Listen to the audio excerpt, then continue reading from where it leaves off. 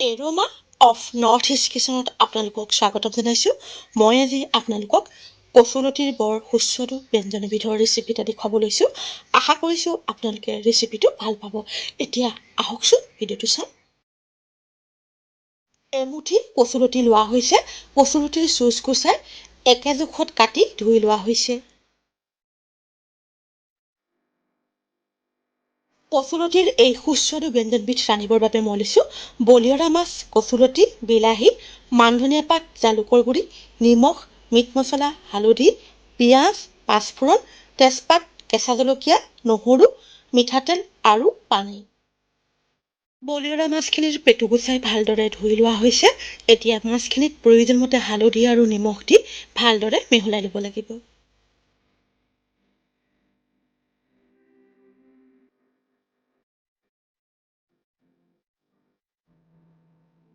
এতিয়া কেৰাহী এখন গেছৰ ওপৰত পাতি তাতে প্ৰয়োজনমতে পানী আৰু কচুলতিখিনি দি উতলিবলৈ দিব লাগিব। কচুলতিৰ এই আঞ্জাখন খাবলৈ বৰ সোৱাদ হয়। আপোনালোকে যদি মই ৰন্ধাৰ দৰে ৰান্ধিব বিচাৰিছে তেনেহ'লে ভিডিঅ'টো সম্পূৰ্ণকৈ চালে বুজি পাব। কচুলতিখিনি অলপ সময় উতলিবলৈ দিয়াৰ পিছত কচুলতি সিজিবলৈ ধৰিছে। এতিয়া গেছৰ জুই নুমুৱাই দিব লাগিব। এতিয়া কচুলতিখিনি পাত্ৰ এটাত উলিয়াই থ'ব লাগিব।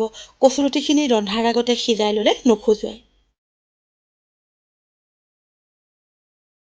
এতিয়া আন এখন কেৰাহী জুইৰ ওপৰত গৰম কৰি তাতে প্ৰয়োজনমতে মিঠাতেল দি তেলখিনি গৰম হ'বলৈ দিব লাগিব। তেল গৰম হ'লে তাতে নিমখ আৰু হালধি সানি লোৱা বলিয়ৰা মাছকেইটা দি ভাজিব লাগিব।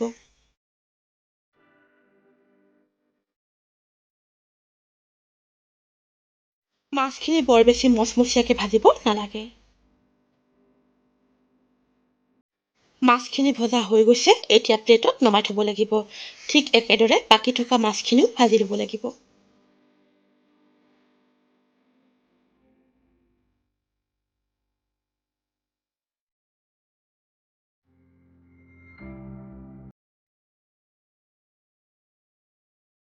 মাছখিনি ভজা হৈ গৈছে।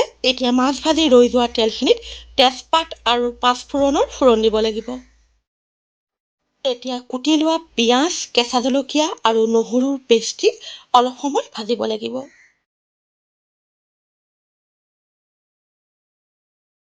পিঁয়াজ আৰু নহৰুখিনি অলপ সময় ভজাৰ পিছত ৰঙচুৱা হ'বলৈ ধৰিছে।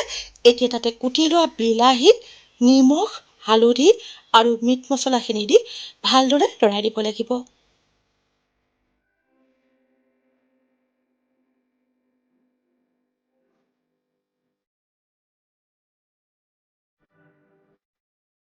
এতিয়া মছলাৰ মিশ্ৰণটোত সামান্য পানী যোগ কৰি ভালদৰে লৰাই বিলাহীখিনি সিজিবলৈ দিব লাগিব।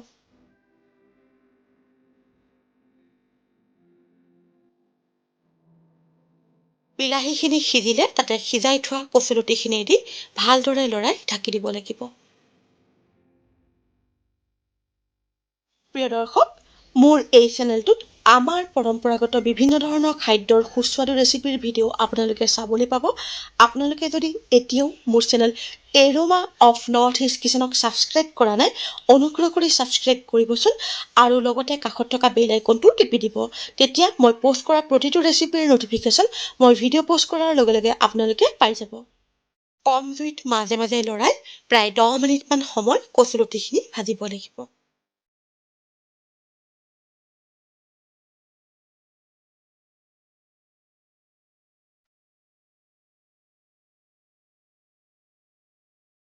মাজে মাজে লৰাই কচুলতিখিনি প্ৰায় 10 মিনিটমান সময় ভজা হৈ গৈছে। এতিয়া তাতে প্ৰয়োজনমতে গৰম পানী ঢালি ভালদৰে লৰাই ঢাকি উতলিবলৈ দিব লাগিব।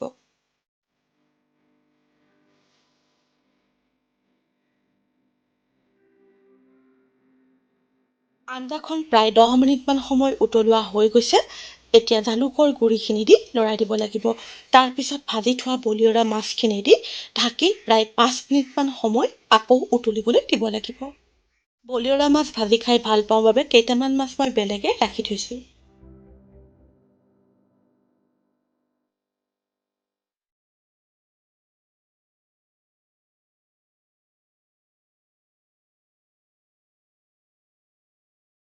আঞ্জাখন প্ৰায় 5 মিনিটমান সময় উতলোৱাৰ পাছত কুটি লোৱা মানধনীয়া পাতখিনি দিব লাগিব।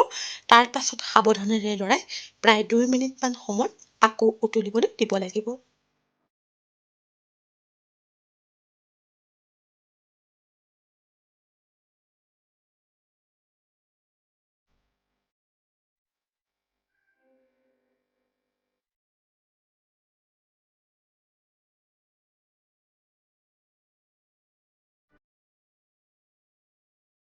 কচুলতিৰ লগত ৰন্ধা বলিয়ৰা মাছৰ আঞ্জা প্ৰস্তুত হৈ গৈছে। এতিয়া গেছৰ জুই নুমুৱাই দিব লাগিব।